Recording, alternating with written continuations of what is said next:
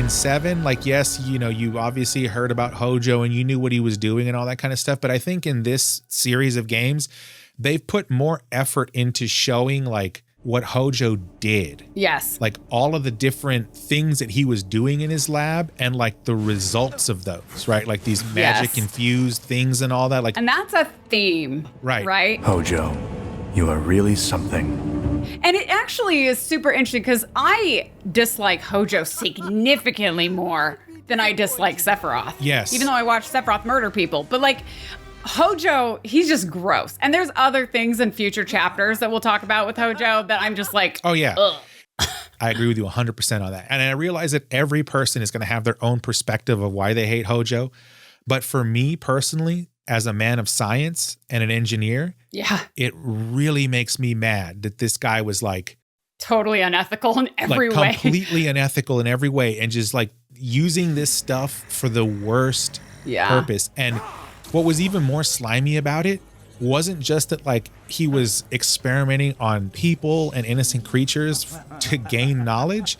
It was that he was then selling the results of that crap to Shinra to get more money into his lab so he could continue his crap. Yeah, he's a bad dude. That's what disgusted me so much about him. And to go beyond that, so for anybody who's played, I mean, Crisis Core, but not just Crisis Core, Dirge of Cerberus, which is a crappy game. I didn't play that one either, so. So that one's all about Vincent's story. I don't like first-person shooters, and so. I love those. Maybe I should play it. Maybe you should play it. Like you said, it's crappy. But there's a lot of story there that comes into play in this game. So if you've played that, or in my case, I just watched somebody play it because I, like I said, not first-person shooter fan.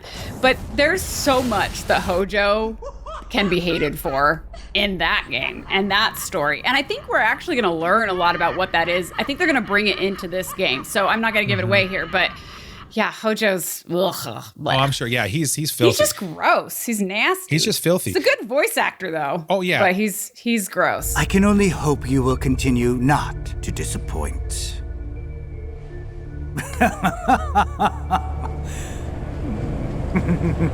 This is the problem you have with the guy who plays Negan in the Walking Dead series. You always talk about The Walking Dead as though I've seen it. I can't handle The Walking Dead. Zombies and I do not get along. The actor who plays Negan, and I can't remember his name off the top of my head. Who I don't know, but okay. Really great actor, super nice guy, biggest heart you'll ever see in an individual.